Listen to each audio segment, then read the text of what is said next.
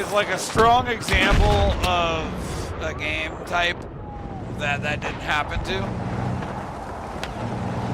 Fortnite kind of brought it out to the, I mean, PUBG and Fortnite brought it out.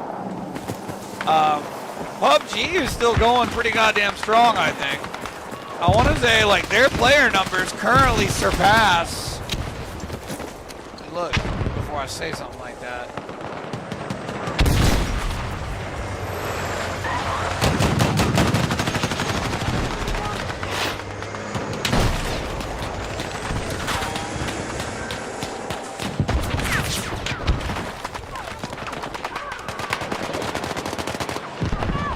Bro, that's insane. Ha! That's fucking crazy. Ain't no way. Wow. So PUBG right now has 300,000 people playing it. 300,000. Put that in perspective.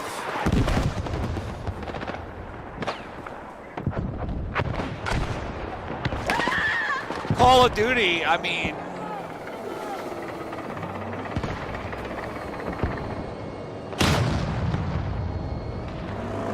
yeah, so PUBG is an interesting one because they're only on PC, I believe. I might be wrong about that. But let's say if you take Call of Duty's numbers and you apply the Steam numbers to every single because there's Steam, Blizzard, and Xbox, and PlayStation. So let's say that 25,000 each, so that's 100,000 players on Call of Duty right now. PUBG has triple that, and that's a battle royale only. Fortnite also sucks dick. No, I don't know. I've never played it. It seems like it could be getting better and better. And sometimes when I look at it, I'm like, damn, I think I'm like being critical here, but that's not that much different than Call of Duty looks right now. I don't know, I played like a couple of rounds before I bought Battlefield, and I did not like it. Was it terrible? Yeah. I mean, I always kind of got the sense it was a little bit clunky and blocky and weird. Like the art style wasn't super great. It seemed outdated. Yeah, like kind of like a Rust. So PUBG is also supposed to be dropping an extraction shooter, I believe. PUBG Black Budget. It's a PvPvE where you're out in a world just like the one we're on right now, but the environmental enemies are like literally like wolves and fucking panthers and shit like that, like angry animals. So like Ark, but with none of the fucking like artistic personality. beauty. Yeah. Well, I mean, we'll see, right?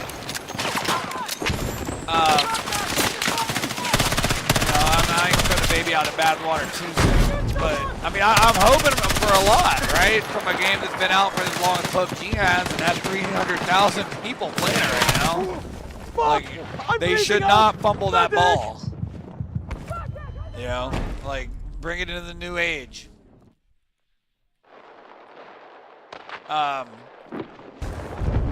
Apex is probably one I will have a hard time getting numbers on. Oh no, they're through Steam. That's good. So even Apex. Oh my God, yeah, Apex has a daily average of about 200,000 players online, and that doesn't include console there. So all I'm getting at is just that, like, in that way, there is at least a game type right now that has really held on for coming up on a decade. And even we are still pretty likely to play the same exact game type in RedSec. And so I actually hope that extraction shooters is not a fad, because to be honest, I care less about extraction shooters. Well, to be honest, I'm really into it. Like, because I'm part of that huge battle royale fan base. Like, yeah, I love what we're doing right now, but ultimately I love battle royale. for the complexity and like the stress and all the things you already know about it. Yeah, and I'm like, if you weren't here for me to game with, I would never play a battle royale ever again. No, totally. I get that. I do. I get that. And but there are a lot of people like me think, you know, like me, you know, a good couple million based on these numbers.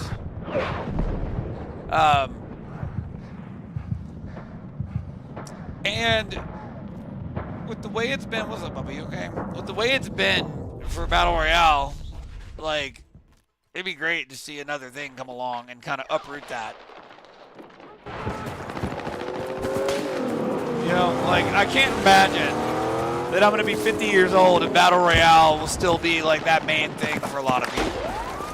Like, there needs to be something new. And I really think that with the current, what is this Den of Thieves shit? Well, there's plenty of new stuff out all the time, and it's just not popular, so you don't see it or think about giving it a try. That's not true. I just know what I like. I got Crimson Desert, and look at how little I play it. That's a AAA game. I hear that, but I know what I like though. I mean, like, I browse games every now and then, but like, you know, I don't ever see anything that looks intriguing. That's so weird to me, because I feel like what I like is constantly evolving as I enjoy, like, give new things a try. Like, there's been so many times where I've tried games where, like, I was like, it's cheap, you know, I'll give it like 10 minutes or so, and then it just like completely sucked me in. Yeah, but I mean, it's not like I haven't played games, right? Like I haven't. So I grew up on a PS1 and 2. I didn't get to play it a ton, you know, like, but I had Spyro. I had, you know, Spyro the Dragon. I played the Spider-Man games, Final Fantasy, Pokemon on Game Boy. Like, I would probably, like, if you gave me Pokemon on PC right now, but it was like Crimson Desert, dude, I'd probably be in there fast, right? Like, give me the Pokemon There is a 3D story. Pokemon open world game, yeah, but is the it on graphics PC, aren't that though? great. Yeah. Oh, is it? And if the graphics aren't great, I'm probably not going to want to play it.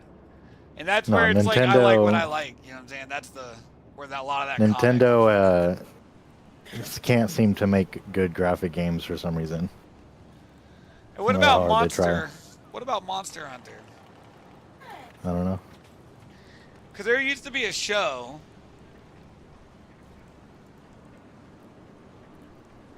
called Monster Hunter, but I don't think this is that.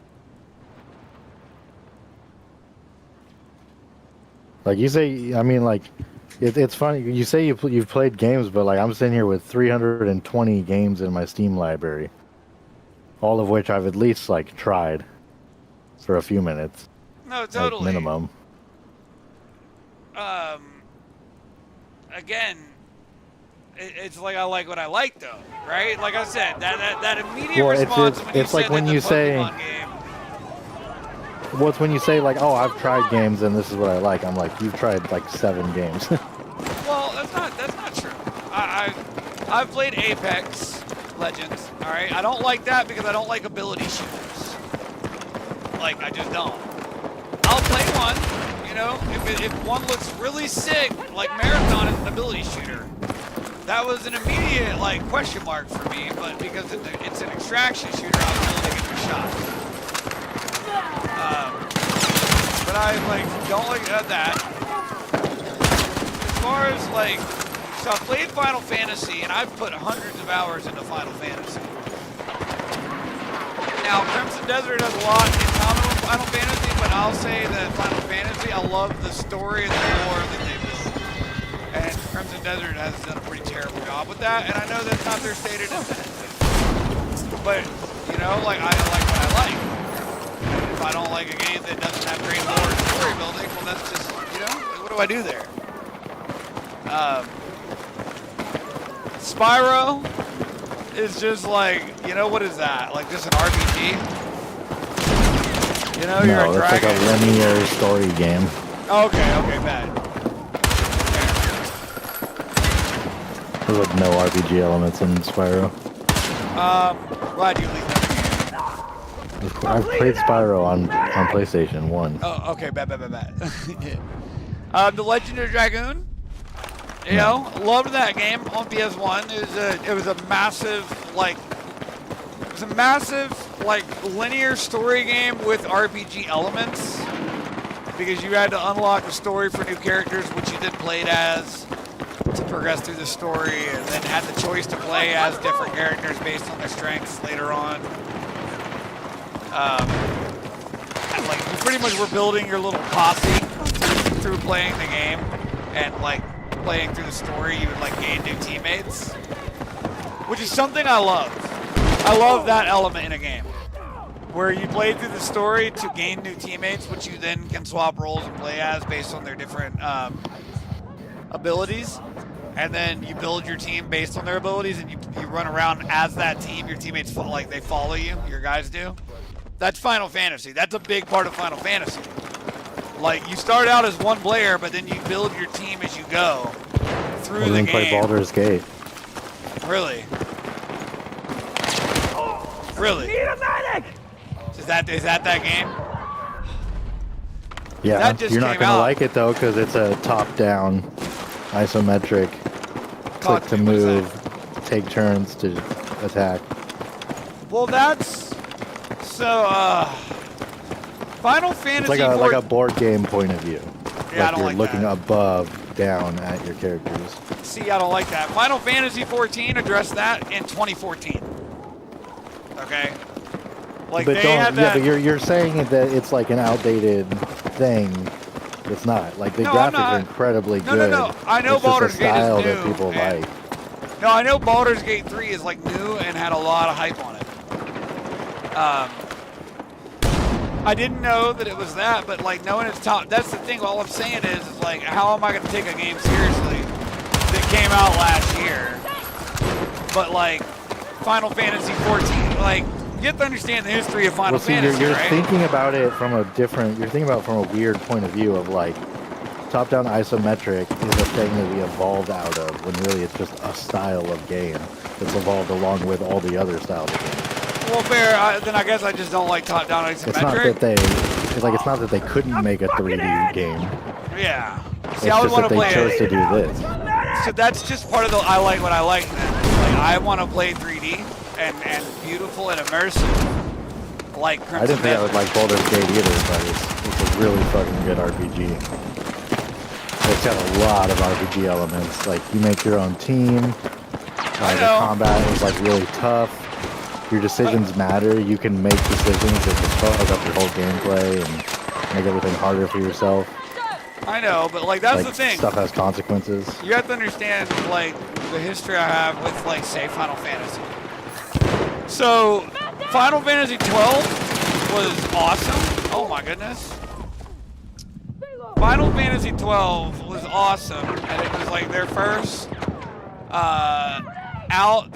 step out of top-down isometric role-playing turn-based games. Like that's what Final Fantasy had been Yeah. for its first 11 iterations or something like that. Final Fantasy 12 was the first time that they gave you full control over a 3D character model in an open world, almost a sandbox, but you had a linear story that you needed to progress through to actually like to experience the game. Can do with that. I'm just like, I guess I'm saying don't stick too hard to the like I like what I'm like thing, because then you're never ever gonna find something new. I know, but you have to understand, I played Final Fantasy when it was like that, and I didn't like it. I didn't like Final Fantasy until they gave me a 3D character in an open world that I could run around and play as. Well, I've also Like, played because- like a lot of isometric games that I didn't like, but then I really liked Baldur's Gate. That's what I'm saying. Like, Okay, I hear that. you know what I mean? Like, you don't just throw the whole concept out the window. Based on an anecdote. You know? Like, I don't like 90% of the top-down isometric games I've tried, but then Baldur's Gate was really good. So That's I'm not fair. going to say I don't like all of them, because I clearly like some of them. Let me look at... Oh, it's 2 years later? When did that game release? 2023? Yeah. Damn. I thought it was more recent. God damn. Time flies, man. What's going on?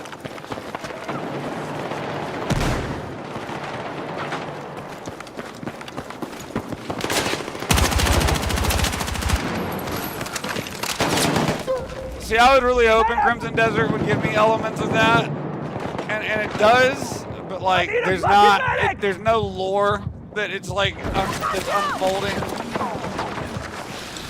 Well, there probably is a ton of lore, to be honest. Huh? There's probably a ton of lore. No, you're not wrong. I already realized I said that out loud, that there's probably a lot to learn, but You have to want to learn it. You have to work for it. yeah, like, That's how Dark Souls is too. Like, there's so much in-depth lore in Dark Souls, but it will never tell you it. Like, you have to go out of your way to read all the item descriptions, talk with all the NPCs, and like piece it together for yourself. I know it sounds arbitrary, but it seems like Final Fantasy also kind of locked that down real nice, because what they did was the opening of the game was you kind of playing through like 15 minutes of credits and cutscenes. So like, you learn the controls by playing the character that all of the opening cutscenes apply to. And then it goes to one like climactic cutscene to open the game. And because you just played that character through all of the stuff that it's telling you about, I think the first one, like, you played as like a little 10-year-old girl, and what you find out is her family and her were both killed, her family was killed and she was like sent like in exile. And then the story opens and you are like this young kid in the city that she was exiled from under the rule of the like evil tyrants. And like, your whole thing is you just want to be free of it all. And yeah, this sounds like so many RPGs. I know. It sounds like Fable, kind of. That's one reason why I was excited to play Fable. Like, back when it initially released. But I didn't have Xbox, and it was only on Xbox. It's fucking retarded. It's on PC. Well, yeah. But that one is so bygone.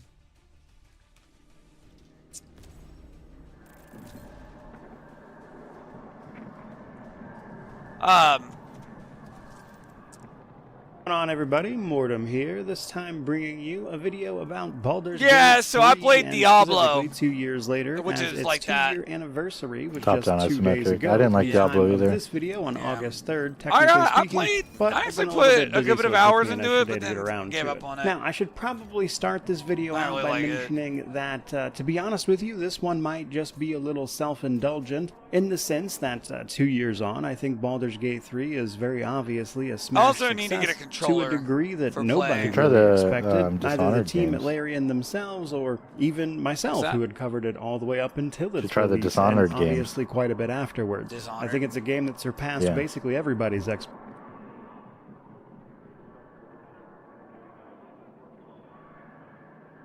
It's single Studios. player.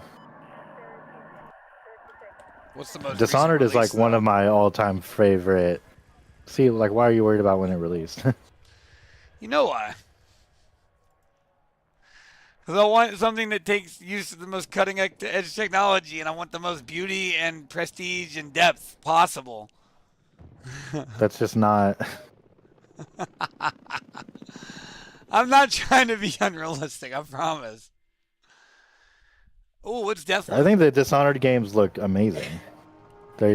Because what, like, so people talk about this all the time. The realistic graphics are the ones that get dated, but stylized graphics remain like they always look good, no matter how old they are.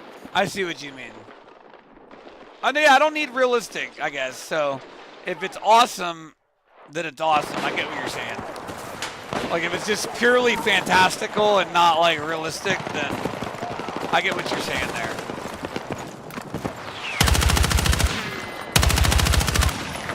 Like Kingdom Hearts probably has aged very well in that way. I mean, it's fucking Bugs Kingdom Bunny. Hearts looks terrible. Does it? Well, can't kill a guy for a dream.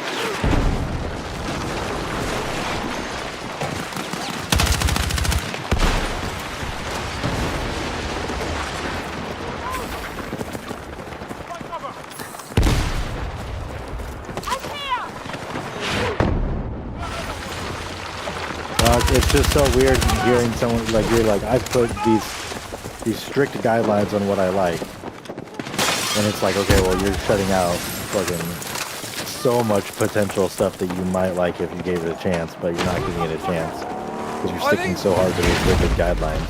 Well, I think part of it is like, so back to, like, I'm not going to harp on about it too much, but back to Final Fantasy for a second. When they released Final Fantasy 15, I was so excited, bro. I was so excited. I had actually just got out of prison.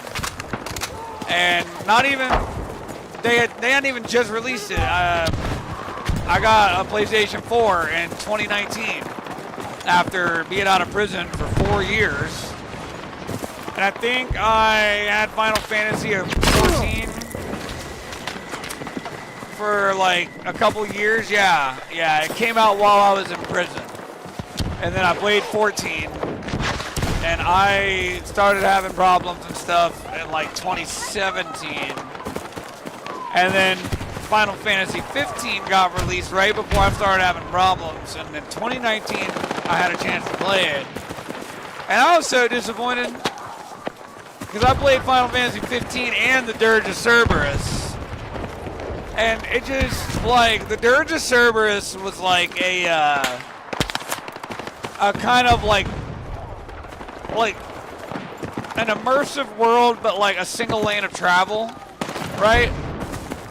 Like the door is on the other end of the room. You go through the room. You open the door, another lane of travel opens up, you fight your way through it, you go through another door, and that's just over and over again. Like, I fucking hated it. And it was interesting because the Dirge of Cerberus plays on a storyline out of Final Fantasy about a character who carries guns only. Like, that's their shtick. And so it was Final Fantasy's one little foray into the fantasy shooter realm. And they didn't do it again. Final Fantasy 15, which came out with Dirge of Cerberus as an in-between, kind of built on the shooter element a little bit because one of the players you got to play as had a gun. And it kept elements of the single lane of travel, but in a feeble attempt to reclaim the prestige of fucking Final Fantasy 14, which was a game that had hundreds of thousands of daily players and was subscription based, right? You had to pay $15 a month to even have a subscription to the Square Enix servers. It was crazy, man. One of the only games I've ever played that was like that. Cue every MMO ever. I know. I just, for me, that was like very alien. I was used to just playing for PlayStation Plus, you know? Like, a lot of people, like, I knew were, like, aghast at the idea that I had to not only play for PlayStation Plus and the game itself, but then further server access.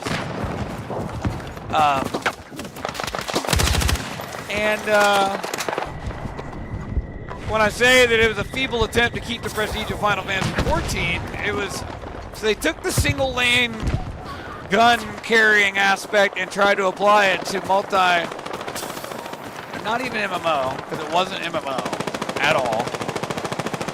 It was you just endlessly playing through these very beautiful, elaborate, like insane cutscenes that tell this story.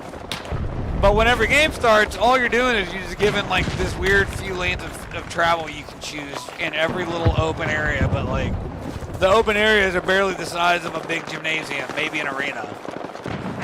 Like it was nothing. It was more of like puzzle solving than anything. Not like questing and unlocking attributes and finding story elements and stuff. Like it was just like, here's your lane, play through it to unlock the story. Good luck. Oh, you died? Cool. Start back at fucking square 17 and play to square 19 again. Not you died. Now you're back in the city the next day and you got to go back out again. And oh, by the way, you lost all the items you bought, so you need to go back to all the different stores in the city and buy all your items again.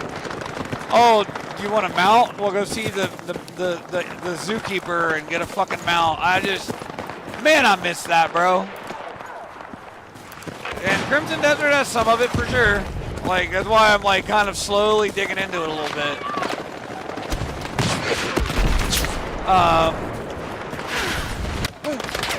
Right, but like for me, I think those are the two games, right? Like beautiful, immersive, open world, whether it's RPG, MMO, or whatever the fuck Crimson Death sandbox. You know, I'll take any of those game genres, but it needs to like meet certain criteria. I don't really love isometric top-down, and that's the specific category we're talking about. You know, playing Diablo, well, it didn't last a ton of time.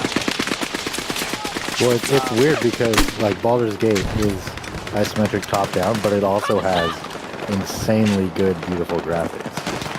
I would give it a look. I'll give it a look for sure. Let's go. Especially if I'm playing Crimson Desert. And also, you know, unfortunately, because oh, my game crashed. Surprising.